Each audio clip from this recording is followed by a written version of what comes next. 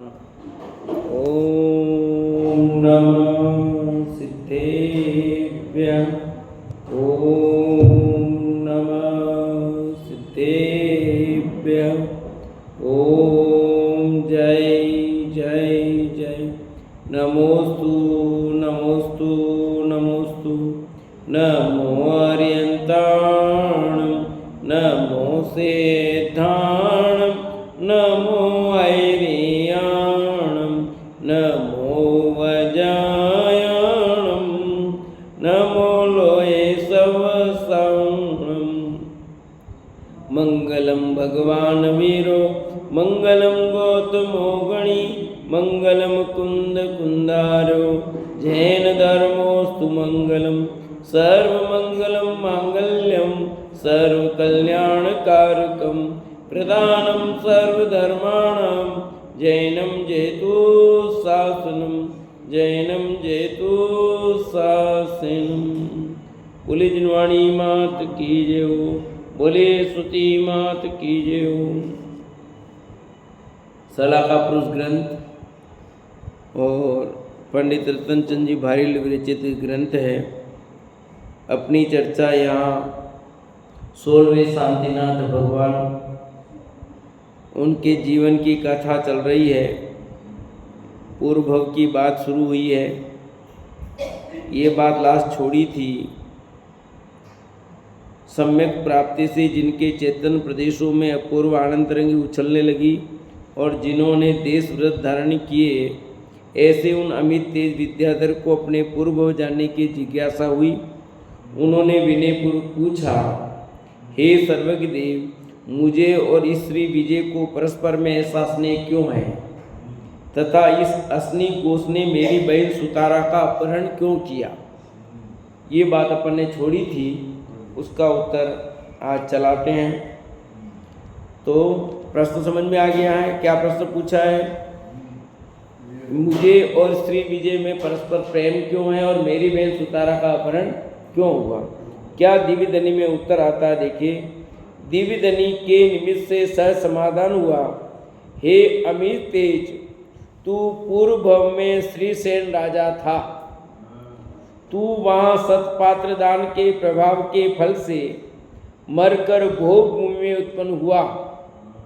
पश्चात श्री प्रभु देव हुआ और वहाँ से चयकर अमित तेज हुआ है। ये विजय श्री का जीव तेरी आनंदिता रानी था। भोग भूमि में तेरे साथ था। देव के भव में भी तेरे साथ विमल प्रभु देव था और वहाँ से आकर ये तेरा बहनों श्री विजय हुआ है। ठीक है। किसके पूर्व की कहानी चल रही है? शांतिनाथ श्रीसेन हो गए, देव बन गए। तेरी बहन सुतारा पूर्व में सत्यभामा नाम की ब्राह्मण कन्या थी। अमित तेज की बहन का नाम क्या है? सुतारा। और वो सत्यभामा नाम की ब्राह्मण की कन्या थी पूर्व में। तब यह असनी घोष का जीव उसका पति कपिल था, परंतु सत्यभामा ने उसे छोड़कर श्रीसेन के भव में तेरी शरण में आ गई है। यह सत्यभामा पात्रदान का अनुमोदन करके भोगभूमि में तथा स्वर्ग में भी तेरे साथ थी। यहाँ पूर्वभव के स्नेह के कारण ये तेरी बहन हुई। पूर्वभव के मोह के कारण असनी घोष ने सुतारा का अपहरण किया। देखो कब का मोह चल रहा है। परंतु अंत में तुझसे भयभीत होकर वह भी यहाँ धर्म सभा में आया। उसके पीछे तू भी यहाँ आया और सम्यक दर्शन प्राप्त करके मोक्ष की साधना प्रारंभ की। देखो किस लिए आए, क्या हो गया और कितना परिवर्तन हो गया। इस प्रकार पूर्व बताकर केवली ने कहा, हे अमित तेज, अब आत्म साधना में उन्नति करते करते 9वें भव में तुम्हारा आत्मा पंचम चक्रवर्ती होगा और 16वां तीर्थंकर होकर मोक्ष प्राप्त करेगा। ठीक है। तो ये अमित तेज का जीव किसका जीव है? शांतिनाथ का जीव है। 5वें चक्रवर्ती और 16वें तीर्थंकर होंगे। तब यह श्री विजय तुम्हारा भाई होकर चक्रायुध गणधर होगा। ये जो श्री विजय तुमसे प्रेम हो रहा ना श्री विजय से, ये तुम्हारा गणधर होगा, तुम्हारा भाई होगा और फिर गणधर बनेगा। शेष बहु में भी वह तुम्हारे साथ ही रहेगा। ये जोड़ी बन गई किस किस रूप में, कभी भाई के रूप में, कभी बहन के रूप में, कभी किसी रूप में जोड़ी चली आती है। केवली के मुख से अपना अपना भविष्य जानकर सभी जीव आनंदित हुए और उनका मोक्ष मार्ग में अग्रसर होने का पुरुषार्थ तथा उत्साह जागृत हो गया। ऐसा सब होता है भैया। पूर्व भव दिखाई दे रहे हैं, भावमंडल में दिख रहे थे पूर्व भव, वर्तमान भव, भविष्य के भव दिखाई देते हैं। और प्रेम का कारण भी बता दिया, स्नेह का कारण बता दिया। तो निश्चित रूप से भव्य जीव होंगे, उनको मुक्ति मार्ग की ओर अग्रसर होने की भावना बन जाती है।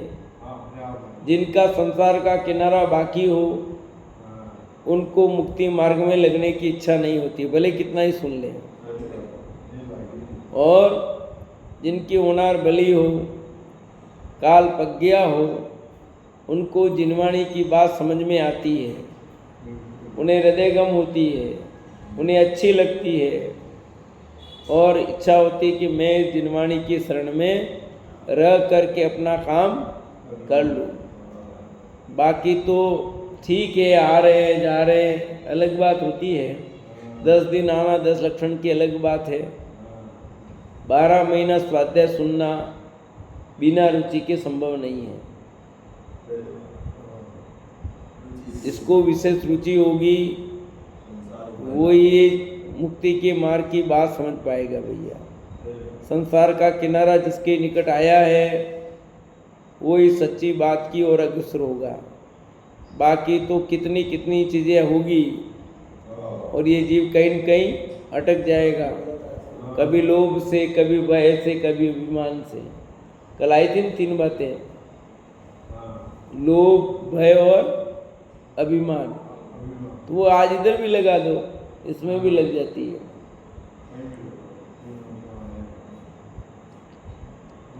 असनी घोष को अपने पूर्व भव की कथा सुनकर जातिस्मरण हुआ और जातिस्मरण से पूर्व भव का ज्ञान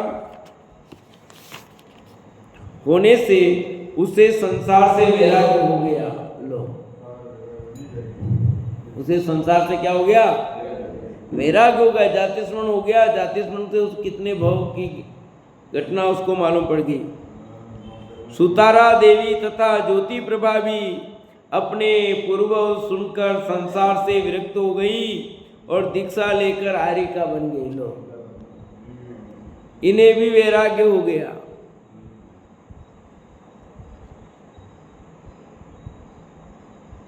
संसार में कहाँ सुख, समझ में आ गया ना? कितना ही रचो पचो,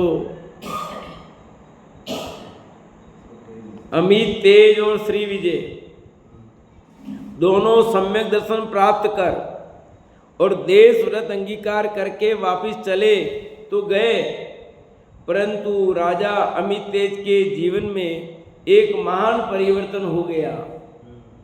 यद्यपि विद्याधरों की दोनों श्रेणियों के स्वामी होने से विद्याधरों के चक्रवर्ती थे, तथापि अपनी आत्म साधना को कभी नहीं भूलते थे। यानी राजपाट तो कर रहे थे, पर राजपाट करते हुए अपनी आत्मा को नहीं भूलते थे। मैं कौन हूँ इसको नहीं भूलते थे। काम तो सब करेंगे और उसके बीच में मैं कौन हूँ ये नहीं भूल जाना। जिज्ञासु ने प्रश्न किया, क्या चक्रवर्ती जैसे राजवैभव में रहकर भी धर्म हो सकता है? प्रश्न समझ में आया? क्या चक्रवर्ती जैसे राज वैभव में रहकर भी धर्म हो सकता है? आप अपने लिए लगा लो, क्या गृहस्थ में रह करके भी धर्म हो सकता है? दिव्य धनी में उत्तर आया, महाराज अमित तेज की जीवनचर्या इस प्रश्न के उत्तर का प्रत्यक्ष प्रमाण है। प्रथम चक्रवर्ती भरत जी के बारे में तो यह बात प्रसिद्ध है ही कि भरत जी घर में ही वैरागी। बस अमित तेज के विषय में भी यही बात है। वस्तुतः ज्ञानी की चेतना राग से तथा संयोग से अलिप्त ही रहती है। लाइन समझ में आई कुछ? दीपक, ज्ञानी की चेतना राग से तथा संयोग से अलिप्त ही रहती है कि ज्ञानी के जीवन में भी अनेक संयोग होंगे, वियोग भी होंगे, भोग भी होंगे, उपभोग भी होंगे, सब कुछ होगा, पर उसके बीच में अपने सरदान में गड़बड़ी नहीं होने देते। सरदान मजबूत रहता है। अपने ऐसे कैसे हो सकता है? ऐसा होता है जो आपके जीवन में भी होता है। कई चीजें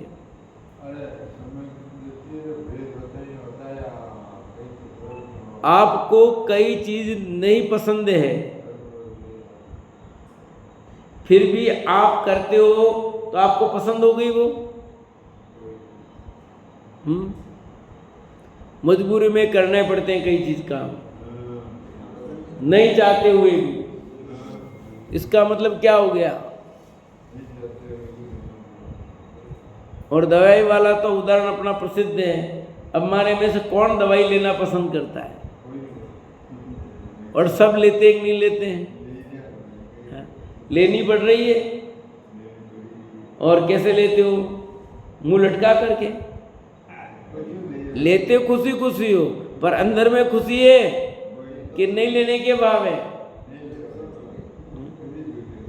ऐसी दशा ज्ञानी की है। ज्ञानी भी 5 इंद्रिय के विषय भोग भोग रहे, औषधि ले रहे हो, वो औषधि है बस, पर कब छूटे ऐसी स्थिति बनी रहती है, इसलिए अलिप्त रहते हैं वो। ये महाराजा अमित तेज धार्मिक जीवन जीते थे। उनका वह मांगलिक जीवन अन्य जीवों को आत्महित की प्रेरणा देता था। भगवान शांतिनाथ का 7वां पूर्वभव आनंद स्वर्ग में, यहाँ से मर करके कहाँ हो गए वो? अमित तेज से मर करके आनंद स्वर्ग में पैदा हो गए। भगवान शांतिनाथ तथा उनके छोटे भाई चक्रायुध गंडर, जो पूर्व नववैभव में राजा अमित तेज श्री विजय थे, उन्होंने मुनि होकर संन्यास पूर्वक मरण कर आनंद स्वर्ग में देव पर्या में उत्पन्न हुए। दोनों उनके नाम रविचूल और मणिचूल थे। देवों में नाम क्या थे इनके? एक का नाम रविचूल, एक का नाम मणिचूल। वहाँ विशाल जिन मंदिर था, जहाँ जाकर वे दोनों देव पूजा करते थे। उन्हें अवधि ज्ञान एवं अनेक लब्धियाँ थी। जिनको क्या नाम था? रविचूल और मणिचूल। स्वर्ग लोक में उन दोनों देवों ने असंख्यात वर्षों तक स्वर्ग के सुख भोगे, परंतु वह पुण्य का वैभव उन्हें आकर्षित नहीं कर सका। स्वर्ग में रहे असंख्यातों वर्ष, परंतु वे भोग सामग्री भी उन्हें आकर्षित नहीं कर सकी, क्योंकि सम्यक दर्शन हो चुका था। वे उसमें रचे पचे नहीं, अंत में पुनः मनुष्य लोक में आए। इस भव में भगवान शांतिनाथ और चक्रायुध के जीव विदेह क्षेत्र की प्रभाकारी नगरी में स्मित सागर महाराजा के पुत्र हुए। कहाँ पैदा हुए? विदेह क्षेत्र में प्रभाकारी नगरी, वहां उत्पन्न हुए ये दोनों। वहां उनके नाम अपराजित और अनंतवीर थे। शांतिनाथ के जीव का नाम अपराजित और चक्रायुध के का नाम अनंतवीर, श्री विजय का नाम अनंतवीर। ये दोनों वहाँ क्रमशः बलदेव और वासुदेव हुए, बलभद्र भी हुए और देखो पूर्व में अभी चक्रवर्ती भी होने वाले, उसके पहले देखो वासुदेव भी हो गए, बलभद्र भी हो गए। राजा स्मित सागर दोनों पुत्रों को राज्य देकर मुनि तो हो गए, परंतु उन्होंने आत्मानुभूति के अभाव में सम्यक दर्शन न होने से धर्मेंद्र देव की विभूति देखकर धर्मेंद्र होने का निदान किया। हाँ, इस कारण चारित्र से भ्रष्ट होकर धर्मेंद्र हुए लोग।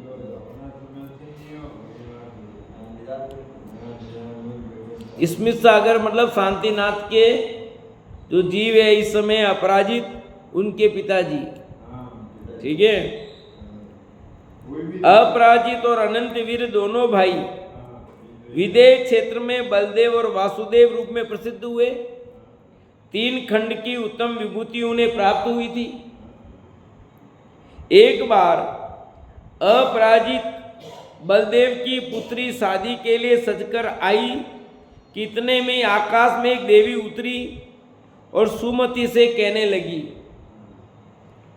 क्या कहने लगी? हे सखी सुन, मैं स्वर्ग की देवी हूं, तू भी पूर्व में देवी थी और हम दोनों सहेलियां थी। एक बार हम दोनों नंदीश्वर जिनालय की पूजा करने गए थे। पश्चात हम दोनों ने मेरु जिनालय की भी वंदना की। वहाँ एक रिद्धिधारी मुनि के दर्शन किए और धर्मोपदेश सुनकर हमने उन मुनिराज से पूछा कि हे स्वामी, इस संसार में हम दोनों की मुक्ति कब होगी?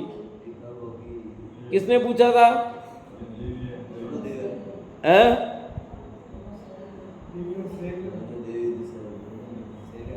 दोनों देवियों ने पूछा था। अभी एक स्वर्ग में और एक आ गई है मनुष्य लोक में। तब मुनिराज ने कहा था कि तुम चौथे भव में मोक्ष प्राप्त करोगी। कौन से भव में? चौथे भव में। देवी ने आगे कहा, हे सुमति, किसकी पुत्री है सुमति? बताओ। अरे सुमति किसकी पुत्री है? यही भूल जाएगा तो क्या होगा फिर? अपराजित बलदेव की। अपराजित बलदेव, शांतिनाथ भगवान का जीव अपराजित जो बलदेव है उनकी पुत्री है सुमति और सखी वो देवी एक। तब चौथे भव में मोक्ष प्राप्त करोगी, ऐसा कहा था। देवी ने आगे कहा, हे सुमति, यह सुनकर हम दोनों अति प्रसन्न हुई थी और हम दोनों ने मुनिराज के समक्ष एक दूसरे को वचन दिया था कि हम में से जो पहले मनुष्य लोक में अवतरित हो उसे दूसरी देवी संबोध कर आत्महित की प्रेरणा दे। इसलिए हे सखी, मैं स्वर्ग से उस वचन का पालन करने आई हूं। तू इन विषय भोगों में न पड़कर संयम धारण कर और आत्महित कर ले। कि अपन दोनों ने उस दिन वचन लिया था कि अपने दोनों में से कोई भी पहले जाएगा मनुष्य लोक में तो वो उसको संबोधित करेगी और मुक्ति के मार्ग में लगाएगी। इसलिए आप सब भी ध्यान रखो, कोई जाए तो अपने को संबोधित करे कि भाई तुम मुक्ति मार्ग में लगो। सब सादर में बैठे हैं, जो पहले स्वर्ग में जाए तो वो सब संबोधित करें कि भाई आपने प्रवचन में कहा था एक दूसरे को संबोधित करना, इसलिए हम आपको संबोधित कर रहे हैं कि आप क्या करो, मुक्ति मार्ग में लगो। अब आपके भव इतने ही रहे, इस संसार के विषय भोगों में मत लगो। अब तुम्हारे इतने ही दिन शेष रहे, है ना।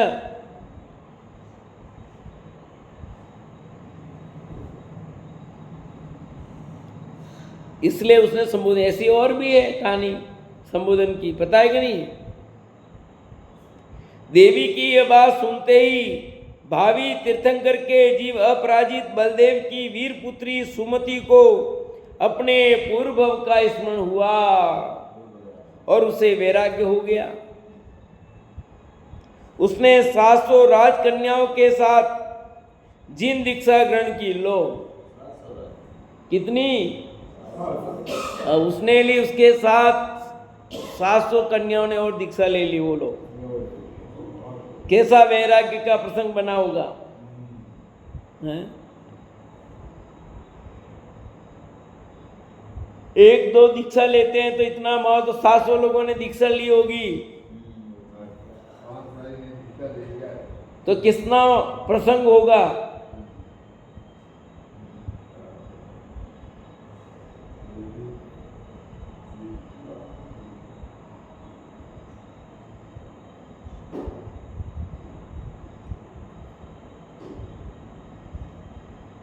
उसने 700 राजकन्याओं के साथ जिन दीक्षा ग्रहण की और आरिका व्रत का पालन करके स्त्री पर्याय छेद कर 13वें स्वर्ग में देव हुआ। लो,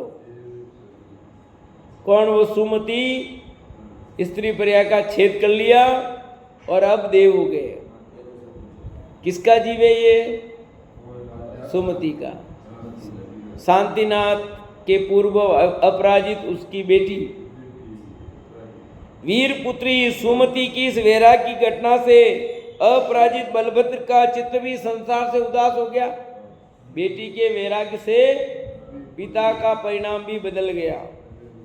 यद्यपि उनको संयम भावना जागृत हुई, किंतु अपने भ्राता अनंत वीर के प्रति तीव्र स्नेह के कारण वे संयम धारण न कर सके। ऐसे महान वैराग्य प्रसंग प्रत्यक्ष देखकर भी अनंत वीर वासुदेव को किंचित भी वैराग्य नहीं हुआ। उसका जीवन दिन रात विषय भोगों में ही आसक्त रहा। किसका? वासुदेव का, बलभद्र का नहीं, वासुदेव का। तीव्र विषयासक्ति के कारण सदा आर्तरोध ध्यान में वर्तता हुआ वह पंच परमेष्ठी को भी भूल गया। कौन? वासुदेव। जिस धर्मानुराग के कारण वह ऐसे पुण्य भोगों को प्राप्त हुआ था, उस धर्म को ही वह भूल गया। बलभद्र नहीं भूले, वासुदेव भूल गए। अपने भाई के साथ अनेकों बार वह प्रभु के संस्मरण में भी जाता था, धर्मोपदेश भी सुनता था, परंतु उसका चित्त तो विषय भोगों में रंगा हुआ था। इस प्रकार चित्त मेला होने से उसे परमात्मा का संयोग भी लाभप्रद नहीं हुआ। समोसरण में भी गए, क्योंकि भव्य जीव है ना, तो समोसरण में तो गए, पर ये भी संसार बाकी है, तो विषय भोगों से मन नहीं हटा। मंदिर जाने से नहीं होता कुछ, स्वाध्याय सुनने से भी नहीं होगा। ये तो सुनते हैं, मंदिर जाते हैं, जाते होंगे। ये समोसरण में गया, पर विषय भोगों से उसका मन नहीं हटा और एक का हट गया। हाँ बोलो, क्या कह रहे हो?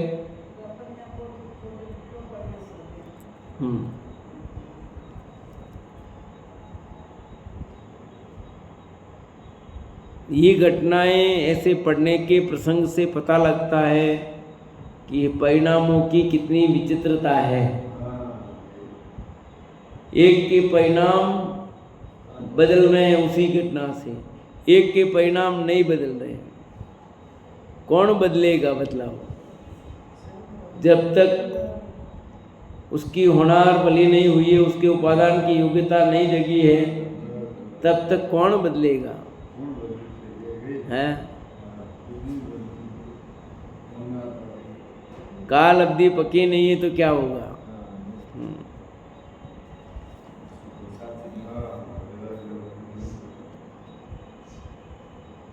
तीव्र आरंभ परिग्रह के कलुषित भाव के कारण वह अनंत वीर रुद्र ध्यान पूर्वक मरकर नरक में गया। लो, एक भाई नरक में चला गया। नरक में उपद्रव होते ही वह अर्ध चक्रवर्ती का जीव मां भयंकर भील से औंधे से नीचे की कर्कश भूमि पर जा गिरा। यहाँ कितना ठाठ भोग रहा था, देवगति में कितना ठाठ भोग के आया था, और यहाँ पर भी कितना ठाठ भोग अर्धचक्री है। परंतु अब कहाँ चले गए? नरक में। राजपद से मरे नरक में चले गए और नरक के दुखों की वेदना सहनी पड़ रही है। अब अवधि ज्ञान है, अवधि ज्ञान से लगेगा तो क्या क्या होगा सोचो आप। कि क्या किया मैंने, कितना ठाठ था मेरे पास और मैंने मुक्ति के मार्ग में नहीं लगा, ये नरक में आकर मुझे साधु भोगना पड़ रहा है। भैया आएगा विचार, जब वेदना होगी तो सब याद आएगा। इतनी वेदना, इतनी वेदना, इतनी वेदना, क्यों नहीं आएगा उसको कि मैंने सही काम नहीं किया। भैया सही किया होता तो ये नौबत नहीं आती। नरक में उपद्रव होते ही वह अर्ध चक्रवर्ती का जीव महा भयंकर भील से औंधे से नीचे की कर्कश भूमि पर जा गिरा। नरक भूमि के स्पर्श मात्र से उसे इतना भयंकर दुख हुआ कि पुनः 500 धनुष ऊपर उछला और फिर नीचे गिरा। कितने धनुष? 500 धनुष उछला और फिर गिरा। आपकी बॉल भी फेंको तो कितनी इतनी उछलेगी नहीं। उसे असह्य शारीरिक वेदना थी। उसे देखते ही दूसरे हजारों नारकी मारने लग गए। रैगिंग का पता है? कॉलेज में रैगिंग होती है,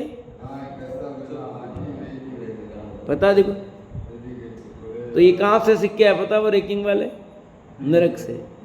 नया नारकी आया एक नहीं, पहले वाले उस पर पूरी रैगिंग लेते हैं उसकी टूट पड़ते हैं। उसे देखते हजारों नारकी मारने लग गए। ऐसे भयंकर दुख देखकर उसे विचार आया कि अरे मैं कौन हूँ, कहाँ से आया हूँ, मुझे अकारण इतना दुख देने वाले क्रूर जीव कौन है, मुझे क्यों इतनी भयंकर पीड़ा दी जा रही है। अरे रे रे रे, मैं कहाँ जाऊँ, अपना दुख किससे कहूँ, यहाँ कौन मुझे बचाएगा। भीषण ताप और भूख प्यास के कारण मुझे मृत्यु से भी अधिक वेदना हो रही है। मुझे बहुत प्यास लगी है, लेकिन पानी कहाँ मिलेगा। ये सब विचार नरकी जीवों के हो रहे हैं। वह नरक में चला गया, 3 खंड का वैभव छोड़कर, इतने सारे ठाठ छोड़ करके वहां पहुंचा है। अब कितनी वेदना है बोलो। कहाँ गया वह अर्ध चक्रवर्ती पना, कहाँ गए वो सेवा करने वाले। समझाएगा नहीं? एक तरफ पुण्य का ठाठ भोगा था, अब पाप की तीव्रता को भी भोगो। पुण्य का ठाठ भी बहुत भोगा ना, अब ये पाप का फल कि पुण्य के उदय के काल में धर्म नहीं कर पाए तो कैसा पाप का उदय आया है कि खाना चाहते हैं कुछ नहीं मिल रहा है, प्यास लगी है पर एक बूंद पानी नहीं मिल रहा है, और सब मारने काटने वाले हैं, कोई बचाने वाला नहीं है, कोई रक्षा करने वाला नहीं है। सब तरफ मारो काटो, इधर भागे थे इधर, इधर जावे थे दूसरे तैयार। कहाँ जाएगा अब? निकल करके जा भी नहीं सकता, कोई रास्ता ही नहीं है उसके पास।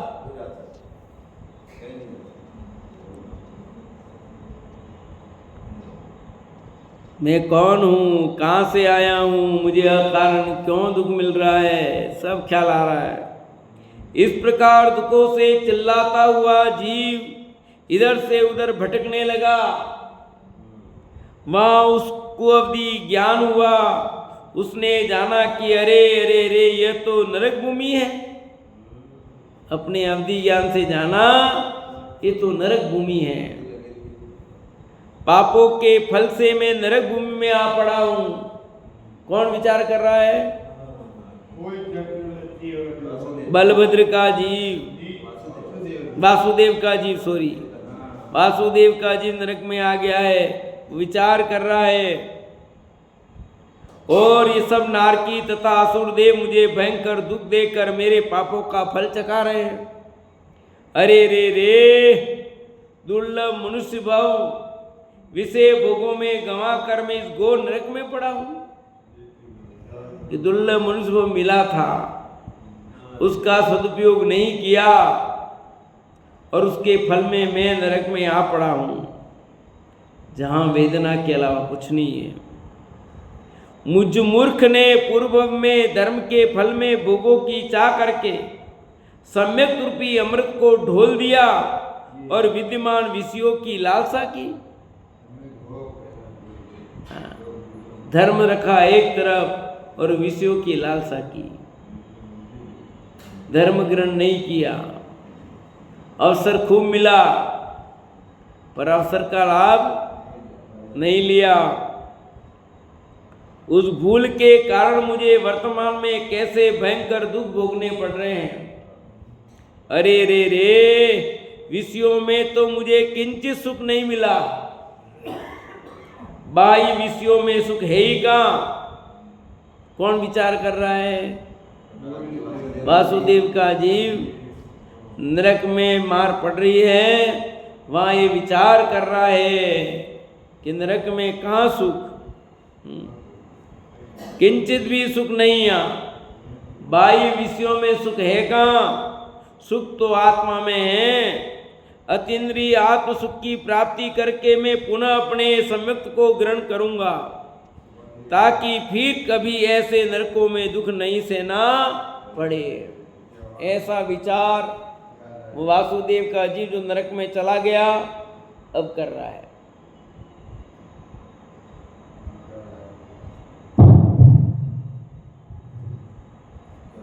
कहाँ गए थे? इतने डंडे पड़ गए तो ही समझ में नहीं आया,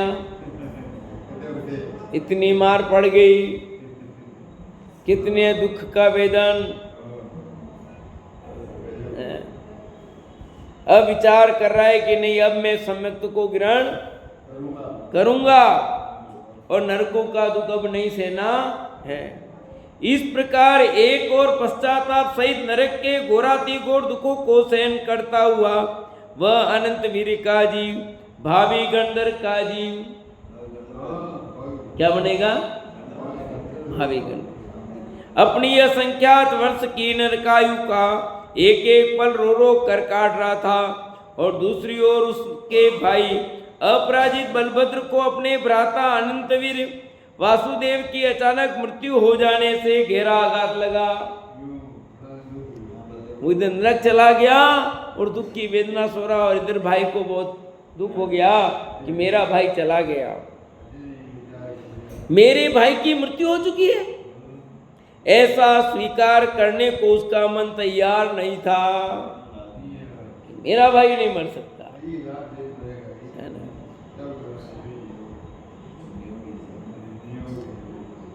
क्या करे, होता है मोह, ऐसा ही होता है। बिलवाड़ा की वह एक्टर थी, उसके दो बेटे मर गए, एक 10 साल का, एक 15 साल का, है ना। वो गई थी शूटिंग करने के लिए बॉम्बे, और उसके हस्बैंड दूसरी जगह गए थे जागरण में, बेटे दोनों घर पे थे, और उसमें घर में आग लग गई और तो शॉर्ट सर्किट हुआ, अंदर दोनों मर गए। अब वो उठा रही है कि उठो उठो, अब क्या मर गए, क्या उठेंगे। उसको विश्वास मेरे बेटे मर गए, पागल हो गए एक तरह से वो अपने बेटों के पीछे। मोह काम करता ना, ऐसे यहाँ हो रहा है। मेरे भाई की मृत्यु हो चुकी है, ऐसा स्वीकार करने को उनका मन तैयार नहीं था। यद्यपि स्वात्म तत्व के संबंध में उस समय उनका ज्ञान जागृत था, किंतु वे भातृ स्नेह के कारण मृतक को जीवित मानने की परगे संबंधी भूल कर बैठे। वे अनंत वीर के मृत शरीर को कंधे पर उठाकर इधर उधर घूमते फिरे, उसके साथ बात करने की, खिलाने पिलाने की चेष्टा करते थे।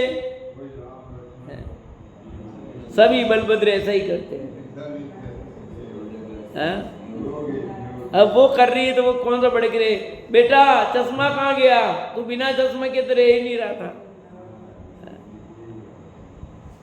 ये मोह ही काम कर रहा है, यहाँ ये कर रहे हैं, ये सम्यक दृष्टि ज्ञानी जीव है, वो तो मिथ्या दृष्टि है, वो करे क्या है?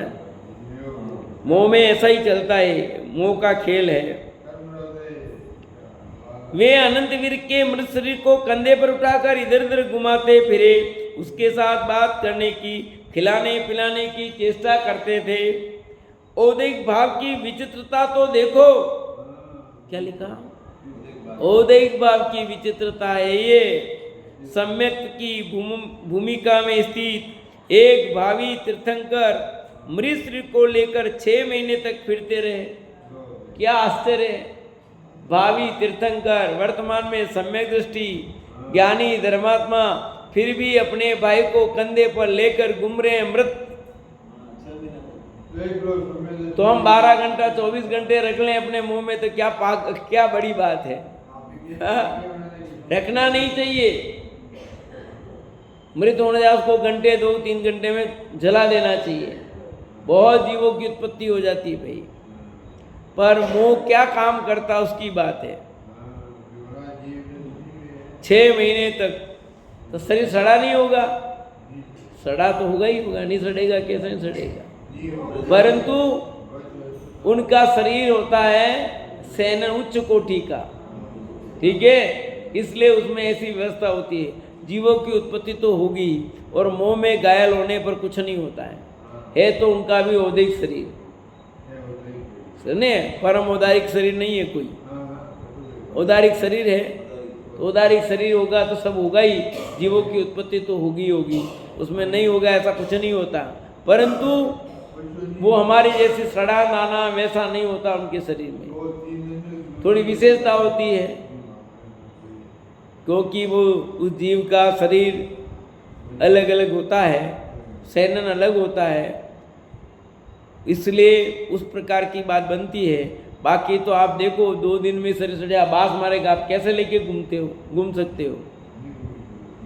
हैं? घूमो देखिए आप। पर उनके शरीर की ऐसी विशेषता होती है जिसके कारण उसमें बदबू नहीं आती है।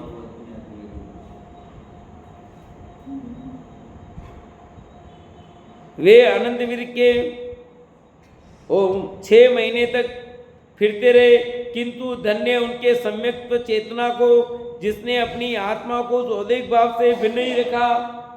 देखो, एक तरफ ऐसा औदैहिक भाव चल रहा है और एक तरफ सम्यक की सच्ची श्रद्धा चल रही है। वो सम्यक तो नहीं गिरा। सौभाग्य से उसी काल में उन बलभद्र को यशोधर मुनिराज मिल गए।